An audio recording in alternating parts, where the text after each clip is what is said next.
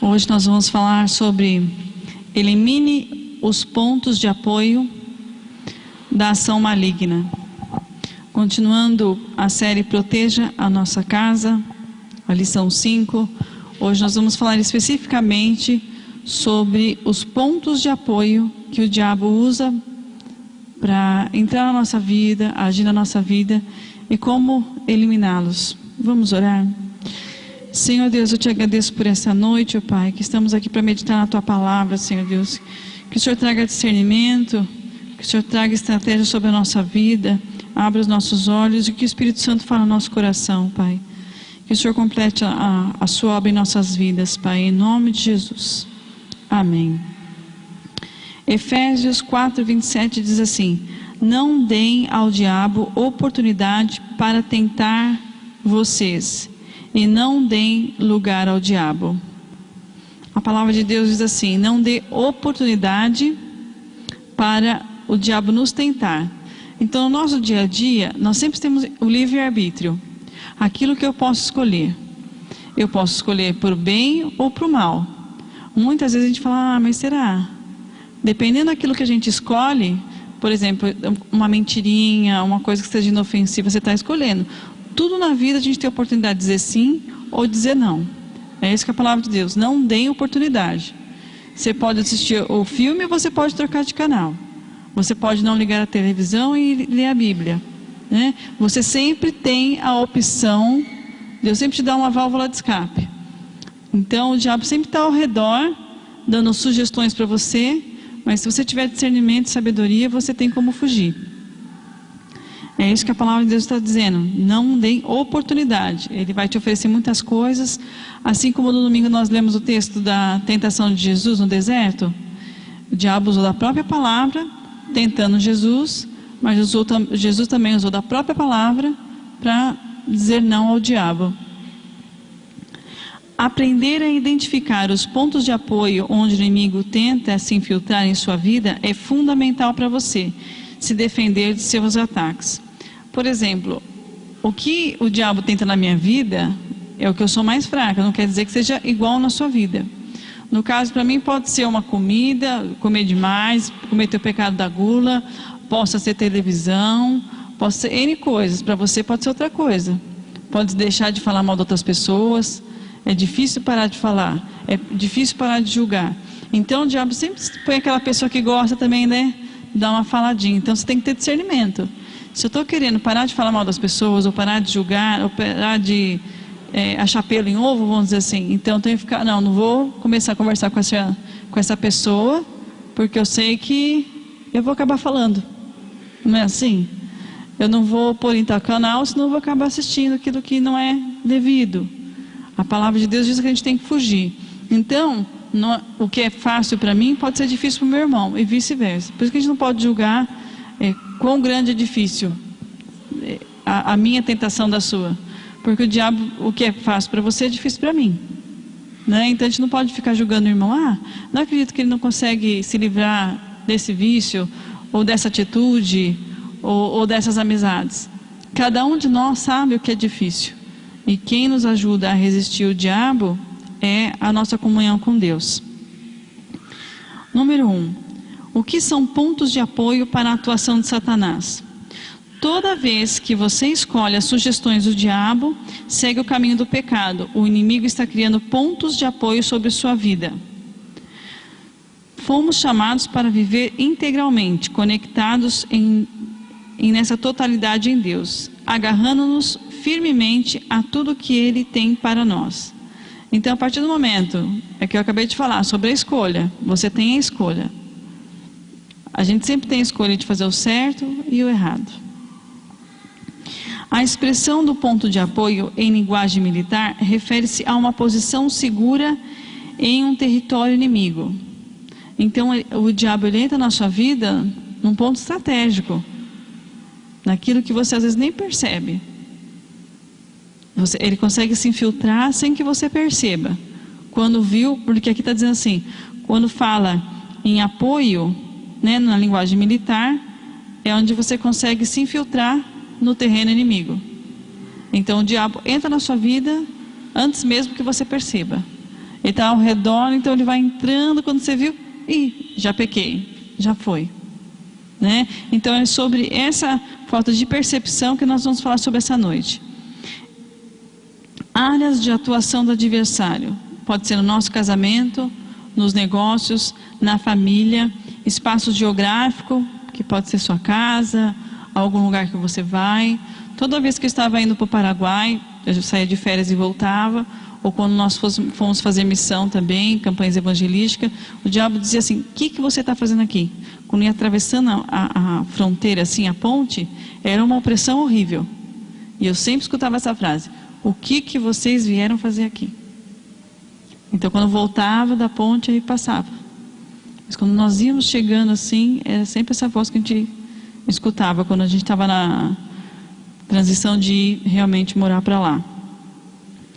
Princípios para a preparação contra os pontos de apoio. Né? Quais princípios para a proteção? Como é que a gente consegue se proteger desses pontos de apoio? Coisas que passam despercebidas sobre a nossa vida. Tenha plena convicção na salvação pessoal. Você tem que ter certeza que se você é cristão ou não. Se você se converteu ou não. Nossa, mas eu aceitei a Jesus. Tá bom, você aceitou a Jesus, mas você mudou de vida? Você realmente quer seguir o Evangelho? Reconhecer Jesus Cristo como Senhor e Salvador é o primeiro passo. Mas o segundo passo é permanecer segundo a palavra de Deus e buscar diariamente mudança de vida. O que seria isso? Haja com discernimento espiritual. Versículo de 2 Coríntios 5,17 diz assim: portanto, se alguém está em Cristo, é nova criatura. As coisas antigas já passaram, eis que surgirão coisas novas. Então, quando você está em Cristo, você tem que dizer adeus ao passado. Daqui para frente, uma nova história. Tomar uma posição de mudança de vida. E isso, irmãos, é todo dia. Por quê? O inimigo está sempre naquele ponto de apoio. Algo que você já se livrou, algo que o inimigo transformou, mas ele quer trazer à memória os teus pecados. Algo que você já abandonou. Então, quem é o acusador? O diabo. Então, ele sempre vem te acusar. Ah, você é crente, mas você era assim. Você agora é crente, mas olha isso aí daí da sua vida. Por que tem essa legalidade? Vamos ver no próximo ponto daqui a pouquinho. A presença do fruto do Espírito em nossas vidas evidenciam a vida de Jesus através de nós. Como é que a gente pode ter certeza da nossa salvação? Através dos nossos frutos de vida. O que nós temos como cristãos hoje frutificando? A nossa boca, o nosso coração, o nosso comportamento. O que diz a palavra de Deus? Gálatas 5:23. Mas o fruto do Espírito é o amor, alegria, paz, paciência, amabilidade, bondade, fidelidade, mansidão, domínio próprio. Contra essas coisas não há lei. Você precisa analisar na sua vida se essas qualidades do fruto do Espírito estão em evidência. O grande desafio do cristão, eu creio que o maior, é o domínio próprio. Nas situações de mais calor ou de posicionamento, ter o domínio tanto da sua mente como da sua atitude. Porque amar, a gente pode ir amando aos poucos, isso vai crescendo. Mansidão, você conseguiu se calar. Então, esse domínio próprio, dominar as emoções, segundo a palavra de Deus, segundo aquilo que o Senhor tem para a nossa vida, é um desafio. Amabilidade, paciência, paz. Aqui, alegria. Você tem tido alegria em servir ao Senhor? Ou tudo tem sido um peso? Você não consegue mais entender o que é Deus na sua vida? Tudo se torna um peso. Então vamos lá, só para ficar bem na memória. O que é o fruto do Espírito?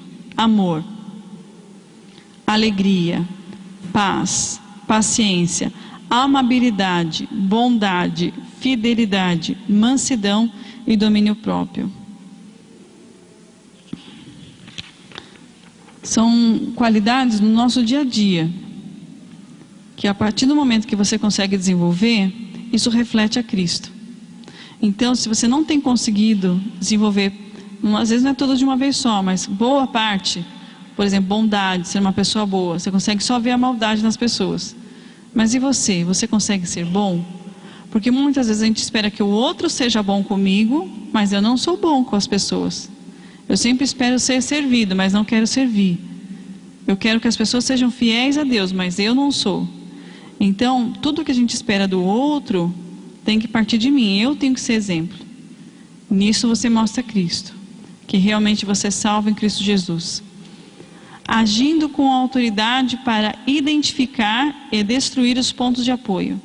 Como é que eu consigo identificar e destruir aquele cantinho que o diabo entra na minha vida? Como é que eu posso, através do discernimento que nós temos falado todos esses dias, mas como é que a gente consegue identificar? Para identificar os possíveis pontos de apoio em sua vida ou família, é necessário que haja ação e reveladora do Espírito Santo, e uma postura sábia em relação a todos os aspectos da sua vida. Tudo que você chama de seu precisa ser avaliado sob 2 pontos de vista. Antes de falar dos pontos de vista, tudo que é nosso e que está no nosso coração, a gente tem que avaliar. Tudo que tem na nossa casa. Mas, Márcia, eu vou ficar pensando em tudo. Não é isso. Você vai orar a Deus, como eu falei no domingo, eu vou falar: Senhor, mostra para mim. Mostra para mim exatamente o que eu preciso mudar. Mostra exatamente o que está na minha casa que eu não consigo ver. Mostra para mim as pessoas que estão entrando e estão trazendo. Onde eu estou passando, o que está acontecendo. Então vamos lá. Como é que você consegue identificar? Você orou, Deus mostrou, ou alguma situação. Levante o histórico daquilo que está em questão.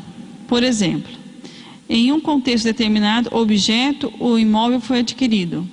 Então, você orou a Deus, você não sentiu paz, aí tem alguma coisa te incomodando. Então, o que está te incomodando? De onde que veio isso? De onde que veio esse objeto? Como é que você adquiriu? Foi legal? Foi ilegal? Não, eu peguei de herança. Como é que foi? Não era meu, mas estava ali. Eu vi que ninguém queria. Ia jogar fora, então eu peguei para mim. Como é que foi que você adquiriu isso que está te incomodando? Que Deus mostrou para você? Houve alguma atitude pecaminosa ou consagrada a Satanás nesse processo? Às vezes você ganhou, realmente foi desfeito, mas aquilo foi consagrado? Era de alguém?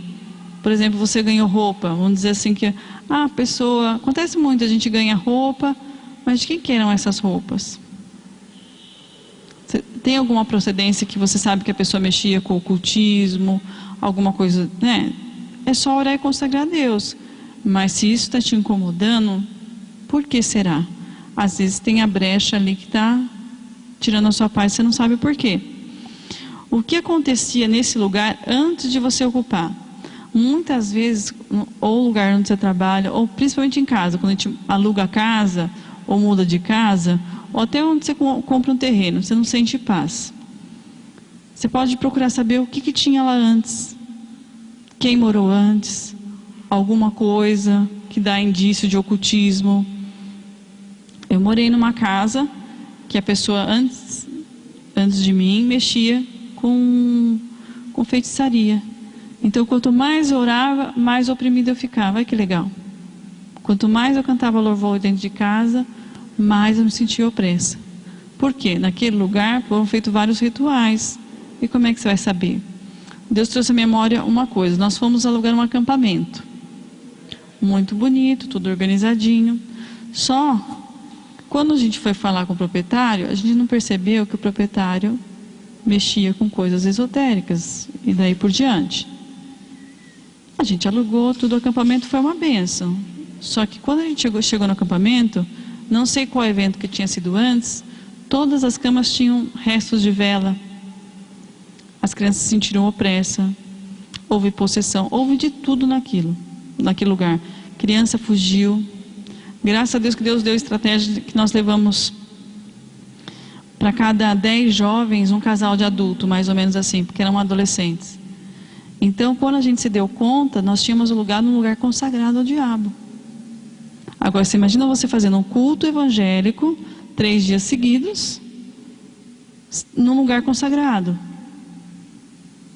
Então, foi mais ou menos assim, ou os adolescentes se convertiam, ou eles se convertiam, porque foi totalmente sobrenatural aquele acampamento. Foi uma bênção, mas quem estava na organização teve que tomar muito cuidado. Para vocês terem uma ideia, teve uma criança, no final, no último dia, saiu do acampamento e ninguém achava essa criança, mas em questão de segundos. O pai dele foi buscar, tinha andado tipo assim, uns 500 metros do portão, e o menino falou: não toque em mim, eu não sou seu. Aí você vê, falando isso pro pai, tipo assim, ficou meio... Aí nós oramos tudo, o menino voltou, mas aconteceu de tudo. Depois eu conto com mais detalhes, quem quiser saber das aventuras daquele acampamento. Dependendo do lugar que você está, você não sabe aquilo que fizeram no lugar. Então, se você não sente paz na sua casa, unja a sua casa, consagre ao Senhor. Você não sabe quem passou por ali, que tipo de terreno era aquele, né? Mas para esclarecer. Peça discernimento espiritual e revelação de Deus. Se você perceber algo fora do normal, repare. Então, você está percebendo alguma coisa fora do normal, na sua casa, na sua vida, nos seus pensamentos. Então, primeiro você repara, pede discernimento para Deus. O que está fora o que está no seu alcance, você pode se livrar, você pode jogar fora. Tem coisas que dá para jogar fora, que você se incomoda, você joga fora. Agora, se for necessário, se não for algo que você possa se desfazer, você consagra ao Senhor. Tem coisas que não dá para você se desfazer de uma hora para outra. Então você ora e consagra a Deus. Onde consagra ao Senhor? Vamos ver Efésios 1, capítulo 1, versículo 19 e 23, que diz assim: a incomparável grandeza do seu poder para conosco, os que cremos, conforme a atuação da sua poderosa força. Esse poder ele exerceu em Cristo, ressuscitando-os dos mortos e fazendo assentar-se à sua direita, nas regiões celestiais, muito acima de todo governo e autoridade, poder e domínio, e de todo nome que se possa mencionar. Não apenas nesta era, mas também na que há de vir. Deus colocou todas as coisas debaixo dos seus pés e designou cabeça de todas as coisas para a igreja, que é o seu corpo, a plenitude daquele que enche todas as coisas em todo e qualquer circunstância. Aqui está falando da plenitude da grandeza de Deus. Deus pode todas as coisas. Nós precisamos simplesmente consagrar e crer no Deus em que nós servimos, porque Deus sempre é maior. Através do nome de Jesus, quando oramos com fé, podemos sobrepujar todas as armadilhas do inimigo. Esses sinais acompanharão aos que crerem. Em meu nome expulsarão demônios, falarão novas línguas, pegarão em serpentes, e se beberem veneno mortal, não lhes fará mal nenhum. Imporão as mãos sobre os doentes e eles ficarão curados. Marcos 16, 17, 18.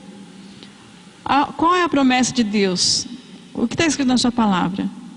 Que nós temos autoridade através do nome de Jesus, de expulsar demônios, de falar novas línguas.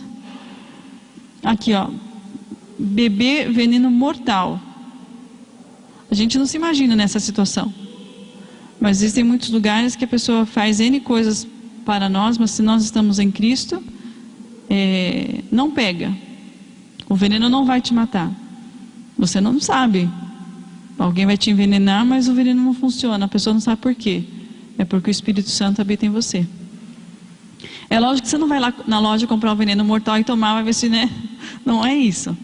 Às vezes as circunstâncias, há lugares que você vai visitar que você não tem consciência daquilo que você pode passar, e às vezes já não sabe que situação adversa pode vir a acontecer, mas Deus nos guarda, Deus nos livra. Amém, igreja? 4. Exemplo prático de pontos de apoio de Satanás: pecados não confessados. Domingo eu lancei um desafio para a igreja, não sei se alguém aqui pode testemunhar depois ou pode falar comigo. Pecados não confessados, pecados que o Espírito Santo começou a trazer à memória, algo que você não confessou. Eu ainda brinquei do pedido de atacado, comparei com a casa que você tem que limpar todo dia. Se nós não confessarmos nossos pecados todos os dias, nós não temos a bênção integral de Deus, porque ali está sujo. O diabo tem a brechinha dele. Por isso que nós temos que orar em todo o tempo. E há pecados que a gente comete, fala perdão, mas a consciência, o arrependimento e a sua confissão, você confessar em alta voz. Vamos ver agora, ó. Provérbios 28:13. Quem esconde os seus pecados não prospera, mas quem confessa e os abandona encontra misericórdia. O que mais acontece muitas vezes, a gente não fala dos nossos pecados, porque a gente sabe que os nossos irmãos vão nos julgar, e a partir daquele momento, porque eu confessei o que eu pequei, eu sou uma pessoa diferente. Isso é a estratégia do diabo para você se reprimir. Não, então, porque a partir do momento que eu falar o que eu fiz, então a pessoa vai melhorar diferente. Não é isso que a palavra de Deus diz. A gente tem que confessar, assumir nossos erros e seguir adiante. Nós somos livres em Cristo Jesus. Deus fez nova vida até aqui e eu me arrependi e assim vai. Quando a gente não confessa, tem a brecha ali, tipo assim, ó, isso aqui você não conta para ninguém. O diabo fala assim para você: isso aqui você não conta para ninguém, porque se você contar, o que eles vão pensar de você? E nisso é uma estratégia que o diabo usa para cada vez mais você pecar escondido, e é um ciclo vicioso, porque ninguém sabe os pecados de estimação, então tudo bem. Agora, se você presta conta com Deus, Ele te perdoa e você é livre. Então, percebe como é importante você não confessar para o diabo? Porque quando você não confessa, ele tem sempre um ponto de apoio na sua vida. Ele tem sempre por onde entrar. Porque se ninguém sabe, eu sei e te escravizo. Assim que o diabo usa. O que os outros vão pensar? Mas o que Deus vai pensar sobre sua vida? E os outros são tão pecadores quanto você. Então não existe pecadinho e pecadão. Todos nós pecamos diariamente e precisamos limpar a nossa casa diariamente. Vamos ver sobre os objetos consagrados. Israel pecou, violou a aliança que eu lhe ordenei, apossou-se de coisas consagradas, roubou-as, escondeu-as e colocou junto de seus bens. Por isso, os israelitas não conseguiram resistir aos inimigos.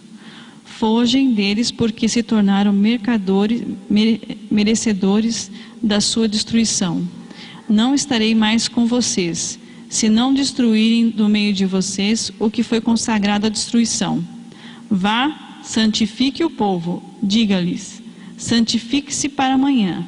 Assim diz o Senhor, o Deus de Israel. Há coisas consagradas à destruição no meio de vocês, ó Israel. Vocês não conseguirão resistir ao inimigo enquanto não as retirarem. Josué 7, de 11 a 13. A palavra de Deus é muito clara. Todas as guerras, tudo que o povo fazia, se eles estavam de acordo com a palavra de Deus, eles tinham a vitória. Eles oravam: Deus, o que eu faço? Vou ou não vou? Se Deus falava vai, eles iam. Aqui em Josué 7, de 11 a 13, Deus está falando assim, ó, viu, vocês roubaram o que eu mandei, não falei para vocês pegarem nada. Vocês pegaram tudo que é consagrado, tudo que não presta. Enquanto vocês estiverem com essas coisas que eu não mandei vocês pegarem, eu não vou dar vitória para vocês. A mesma coisa acontece na nossa vida. A gente não sabe porque as coisas não andam, mas a gente está com um monte de coisa que impede a bênção de Deus. Não é que Deus não quer abençoar. O inimigo tem legalidade para Deus não te abençoar, porque você tem coisa dele dentro da sua casa, dentro da sua vida. Preste atenção nos objetos que você possui. Imagens, santinhos, objetos ritualísticos, objetos esotéricos, produtos piratas, CDs, DVDs, camisa com dizeres malignos, objetos pessoais que remetem ao seu passado, fotos de antigos namorados, e-mails, presentes, livre-se deles. Bastante coisa aqui, né? Imagens, santinhos, qualquer tipo de imagem que você é de algum Deus, de alguma coisa, comece a reparar, porque às vezes você não repara e está lá. Você foi deixando, às vezes está numa gaveta, coisa antiga, sabe? Você vai na mudança, faz aquela caixa e deixa, começa a perceber se tem algum tipo de imagem de nova era, alguns símbolos, preste atenção. Objetos ritualísticos, objetos esotéricos, aí nas diversas formas que você pode ter, comece a reparar, porque às vezes está em casa e você não percebe. Tem muitos daqueles enfeites indígenas e às vezes a gente nem entende que são deuses. Por exemplo, elefante, tem vários animais que são deuses em outros países, mas na nossa cultura é só um enfeite. Você compra um enfeite bonito e nem sabe que ele é um deus em outro país. Você entende? Então é uma legalidade que está na sua casa, você acha que é só um enfeite, né? E aí você fica com aquilo lá, sem saber. Comece a prestar atenção. Camiseta com dizeres malignos. O brasileiro tem mania de comprar camiseta, tudo em inglês, né? Você não sabe nada. Aí você anda, é gíria, não tem nada a ver. Uma palavra não combina com a outra, você não sabe o significado. E tá lá bonitão com a camiseta, dizendo um monte de porcaria sem saber. Começa a prestar atenção. Eu não reparava muito não quando era nova, agora eu começo a reparar mais. Vejo se tem concordância, da onde que é, que linha de pensamento está escrita ali, se é alguma coisa que é uma mensagem subliminar. Objetos pessoais que remetem ao passado. Aqui está sobre roupas indecentes também, a gente não percebe. Mas roupas indecentes não é uma postura cristã, então a gente tem que avaliar se escandaliza, né? Por que eu vou usar tal tipo de roupa? Para quem que eu vou usar? Com qual propósito eu vou usar? Né? Isso tanto para os homens, mas principalmente para as mulheres, né? Eu vou usar esse tipo de roupa para quê? Para quem? Por quê? Aonde? Objetos que remetem ao passado. Se Jesus trouxe nova vida, por que eu guardo tanta tranqueira? A gente vai acumulando coisas que era tão bom naquela época, quando eu ia em tal lugar, tal coisa, antes de ser cristão. Isso pode ser uma armadilha do diabo na sua vida. Sabe, objeto decorativo, alguma coisa que te traz saudade da velha vida, daquilo que você fazia. Porque você está no mundo, não quer dizer que as coisas são horríveis. Tem coisas que te dão prazer. Mas você sabe que isso não é o caminho do Senhor. Então, se isso te remete a algo que Deus te libertou, jogue fora. E fotos de antigos namorados, e-mails e presentes. Se você já terminou, acabou, joga fora. Porque se você está guardando, você tem esperança de ter algum contato com a pessoa. Infelizmente, essa é a verdade. Mas a carta é tão linda. Nunca ninguém fez isso para mim, só fulano, assim, eu tinha tal idade. Se você guarda no seu coração. Tome cuidado, é brecha do diabo. Sabe quando está naquele dia, você vai arrumar, ai, que lindo eu achei. Aí o diabo abre uma porta que pode acabar com a sua família. Era o que ele precisava, uma poesia, era o que ele precisava, uma foto, é o que ele precisava, um e-mail. Nossa, tem um e-mail, vou mandar um e-mail. Nossa, achei tal coisa, lembrei de você. Aí a pessoa, nossa, eu também. Aí começa. Reviver algo que não existia e você acaba com a sua família. E eu falo para você que infelizmente eu tenho muitos testemunhos desse tipo de coisa. Então, irmãos, tome cuidado, porque ele está sempre ao redor. Ele não vai vir fantasiado, ou ele vai se revelar. Ele vai sempre de uma forma muito sutil. Pequenas decisões, pequenas atitudes, pequenos objetos. E assim ele consegue destruir sua vida por completo. Ele não tem pressa em destruir a sua vida. Mas ele impede a bênção de Deus na sua vida, compreende? Esse ponto de apoio não permite que Deus te abençoe plenamente. Em Josué, enquanto o povo não se santificasse, confessasse seus pecados, tirasse o que estava dentro da sua casa ou dentro do seu coração, talvez você não tenha objetos de antigos namorados, mas dentro do seu coração, você carrega como ideal o seu passado. Algumas partes da sua vida, você ainda fala, não, naquela época eu era bom, naquela época eu era feliz. E Deus faz nova todas as coisas. Você precisa examinar sua mente, o seu coração, para que o diabo não venha roubar a tua vitória, da tua guerra, aqui nessa terra. Locais físicos, alianças, julgo desigual no casamento, nos negócios e nas amizades. Vamos ver o que diz a palavra de Deus sobre julgo desigual? 2 Coríntios 6, versículo 14 e 15. Não se ponha em julgo desigual com descrente, pois o que tem em comum a justiça e a maldade? O que tem em comum, em comunhão, por ter a luz com as trevas? Que harmonia entre Cristo e Belial? O que há de comum entre o crente e o descrente?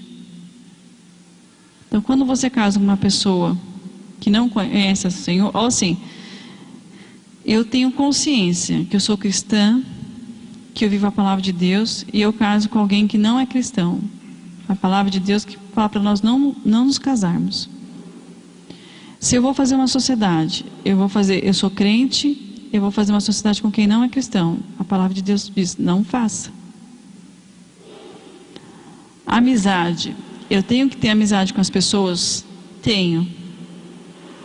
Mas ele não pode ser meu melhor amigo. Ou eu tenho que ser um cristão autêntico com o objetivo de convertê-lo. Porque se eu vou gerando uma amizade, aquilo vai crescendo, é mais fácil eu trazer ele para a igreja ou eu voltar para o mundo, para as práticas erradas?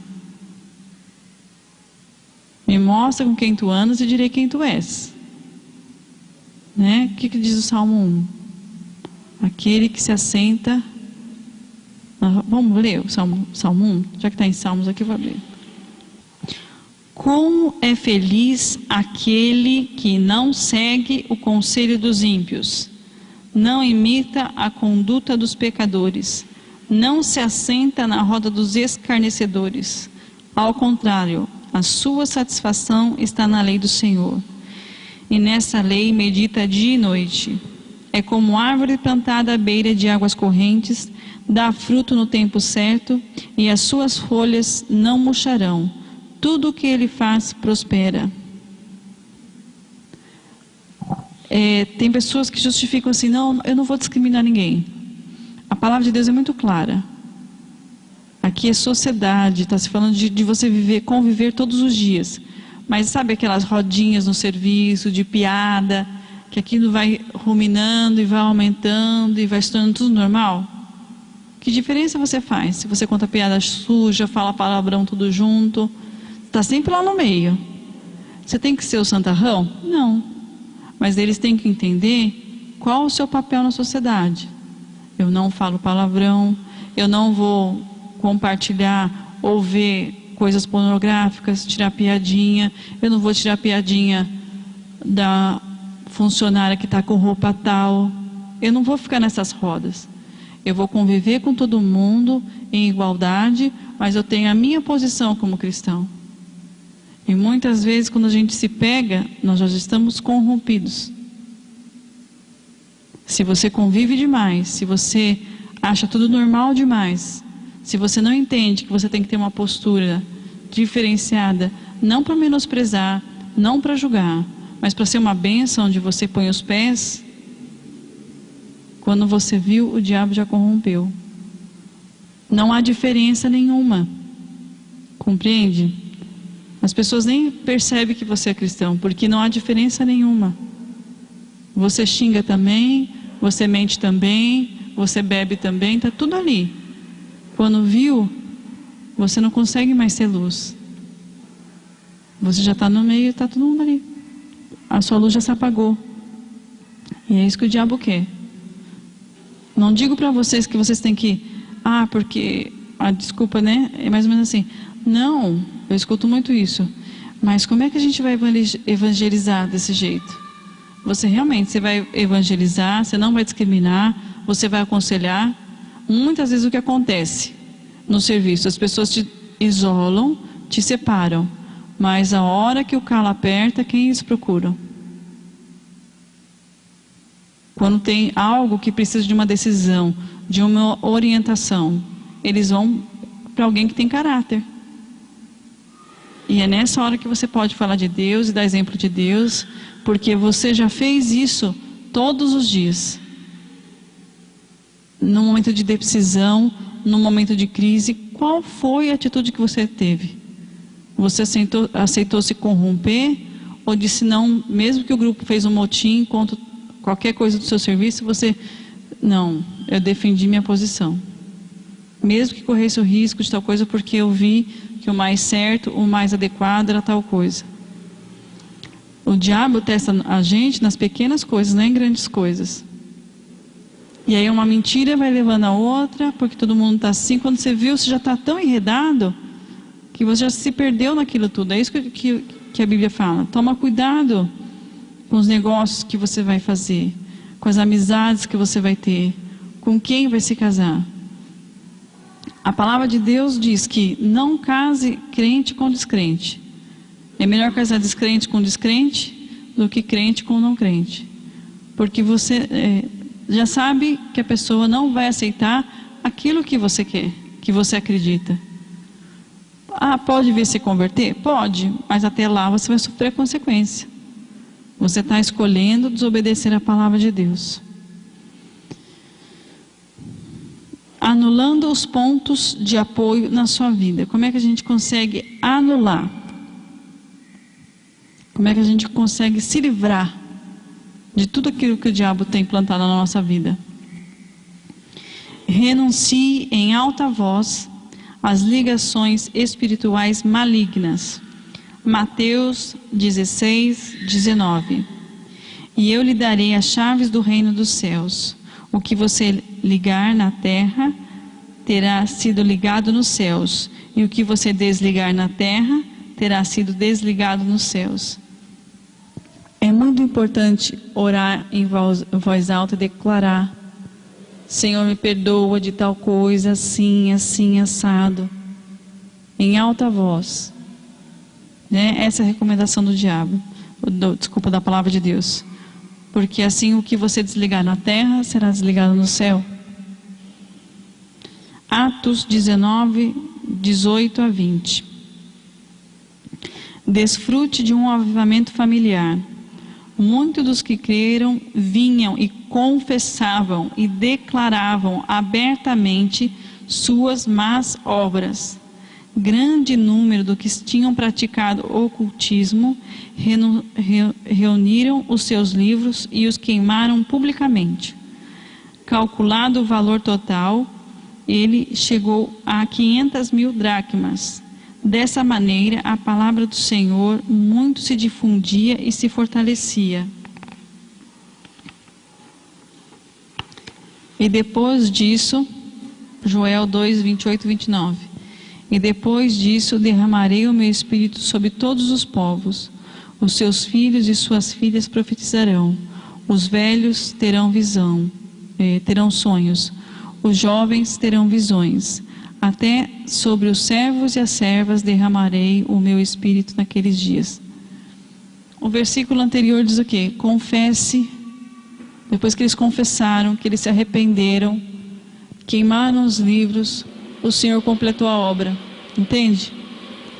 Confessaram em alta voz as más obras.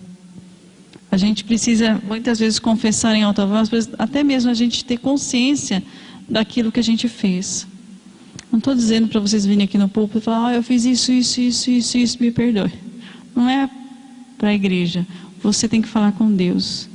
Você tem que ter consciência do seu arrependimento para que haja mudança de vida. É um processo. Confessar e abandonar. Confessar, arrepender, abandonar. E a promessa de Deus, quando a gente confessa nossos pecados: e depois disso derramarei o meu espírito sobre todos os povos. Os seus filhos e as suas filhas profetizarão. Os velhos terão sonhos. Os jovens terão visão. até os seus servos e as suas servas derramarei do meu espírito naqueles dias.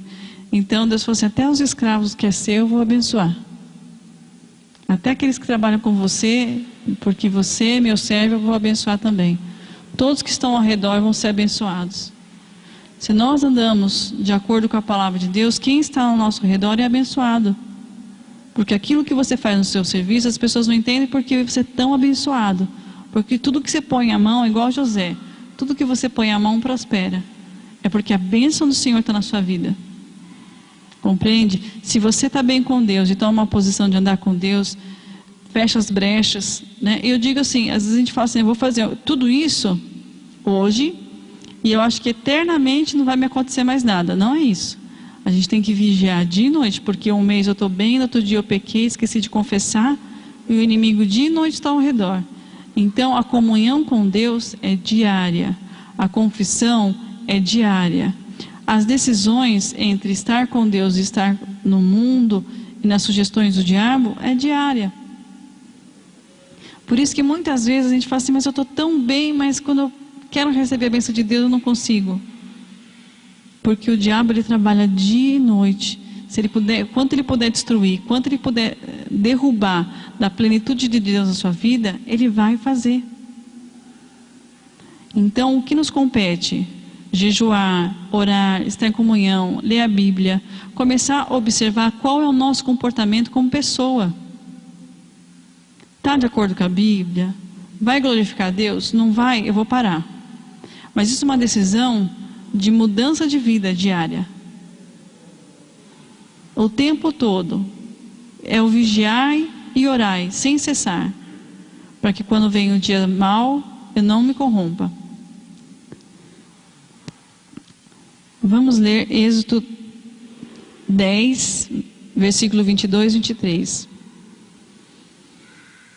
Moisés estendeu a mão para o céu, e por 3 dias houve densas trevas em todo o Egito. Ninguém pôde ver ninguém, nem sair do lugar durante 3 dias. Presta atenção nessa parte. Todavia, todos os israelitas tinham luz nos lugares em que habitavam. Quando Moisés estava no processo de libertação do povo de Israel do Egito, quando teve o processo das densas trevas, o povo de Deus tinha luz. Então, se você é povo de Deus, o caos pode estar ao redor, mas você vai ter luz, você vai ter a direção de Deus. Pode estar tudo caindo, mas você que serve a Deus, Deus dá uma válvula de escape, Deus dá uma direção, Deus dá uma estratégia. 1 João 3, 8b. Por isso o Filho de Deus se manifestou, para destruir as obras do diabo. Por isso que Jesus veio a nós, para nos libertar do pecado, para destruir as obras do diabo no mundo e na nossa vida.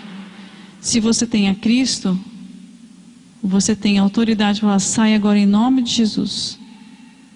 Senhor, me livra, cobre com teu sangue. Senhor, não aceito sua opressão porque eu sou teu servo. Revela para mim o que eu tenho que consertar. Mostra para mim a minha brecha. E devagarinho você vai vendo que as coisas parece que vai desamarrando. Já viu uma corrente cheia de nó que você fala assim, isso aqui não presta, vou jogar no lixo. Alguém fala assim, não, tem paciência, começa a tirar os nós. Aí quando você viu, demorou, mas a corrente está totalmente desfeita, tá uma corrente nova. Às vezes sua vida está igual aquela corrente que você quer jogar fora, mas diz, não, peraí, eu vou te mostrar. Puxa para cima, para baixo, chacoalha um pouquinho, espera, pensa, olha, e assim vai desfazendo o nó daquela corrente. E aí, o que Deus quer na sua vida? Uma corrente sem nó nenhuma, uma corrente nova. O diabo quer só fazer isso, nó na sua vida, deixar tudo embolado, de um jeito que não presta, que dá vontade de jogar fora. Mas o Espírito Santo de Deus, tenha paciência, vai, devagarinho eu vou tirar nó por nó da sua vida. Eu vou tirar todo o enrosco, tudo isso que está enosado, tudo que você acha que não acredita. O Espírito Santo, ele vai, ó, põe isso para baixo, puxa ele para cá. Tem que ter paciência para tirar o nó, não tem? Fio embolado. A nossa vida, quando a gente tem momentos que, se a gente não toma cuidado, fica numa nozeira só. E muitas vezes não é tão simples. Ah, não, ó, chacoalha. Não, tem que mexer, tem que tirar, coisa por coisa. Que Deus nos revele a cada dia aquilo que tem que ser mudado. E que a gente tenha perseverança. Faça uma limpeza espiritual dentro da sua casa e do seu coração. Deixe o avivamento do Espírito Santo ser derramado sobre sua família. Josué 3:5 diz assim: Josué ordenou ao povo: santifique-se, pois amanhã o Senhor fará maravilha entre vocês. Se nós encarássemos a nossa vida, amanhã eu vou sair para a guerra, eu vou me santificar hoje, porque eu sei que se eu não me santificar, eu vou perder a guerra. Deus me avisou que se eu não santificar, eu vou perder a guerra. Como é que você sairia de casa para ir trabalhar? O que você faria? Você ia se santificar? Ou você ia, me mata mesmo, já cansei. Eu queria que todos os irmãos abrissem a palavra de Deus no Salmo 91. Gostaria que todos os irmãos se colocassem de pé. Vamos ler em alta voz o Salmo da Vitória de Deus. E toda vez que você estiver opresso, você pode ler também esse Salmo. Não sei se todos têm a mesma versão, mas não tem problema. Esse é um Salmo que a gente tem não só deixar aberto, mas ter convicção do que diz a palavra de Deus. Ter convicção do poder de Deus na nossa vida e de quem é Deus na nossa vida. Vamos ler todo mundo junto, tá? Mesmo que eu estou no microfone, vocês leiam aí também. Aquele que habita no abrigo do Altíssimo e de sombra do Todo-Poderoso pode dizer ao Senhor: Tu és o meu refúgio e a minha fortaleza, o meu Deus em quem confio. Ele me livrará do laço do caçador e do veneno mortal. Ele o cobrirá com as suas penas e sob suas asas você encontrará refúgio. A fidelidade dele será o meu escudo protetor. Você não tremerá o pavor da noite, nem flecha que voa de dia, nem peste que se move sorrateira das trevas, nem praga que devasta ao meio-dia. 1000 poderão cair ao seu lado, 10.000 à sua direita, mas nada o atingirá. Você simplesmente olhará e verá o castigo dos ímpios. Se você fizer do Altíssimo o seu abrigo, do Senhor o seu refúgio, nenhum mal o atingirá, desgraça alguma chegará à sua tenda, porque a seus anjos dará ordem a seu respeito, para que protejam de todos os seus caminhos. Com as mãos eles a segurarão, para que você não tropece em alguma pedra. Você pisará o leão e a cobra, pisoteará o leão forte e a serpente. Porque ele me ama, eu o resgatarei. Eu o protegerei, pois ele conhece o meu nome. Ele clamará a mim e eu lhe darei resposta. E na adversidade estarei com ele. Vou livrá-lo e cobri-lo de honra. Vida longa eu lhe darei e lhe mostrarei a minha salvação. Amém? Márcia, não sei o que fazer. Leia o Salmo 91, veja o cuidado de Deus para a nossa vida e declare a vitória.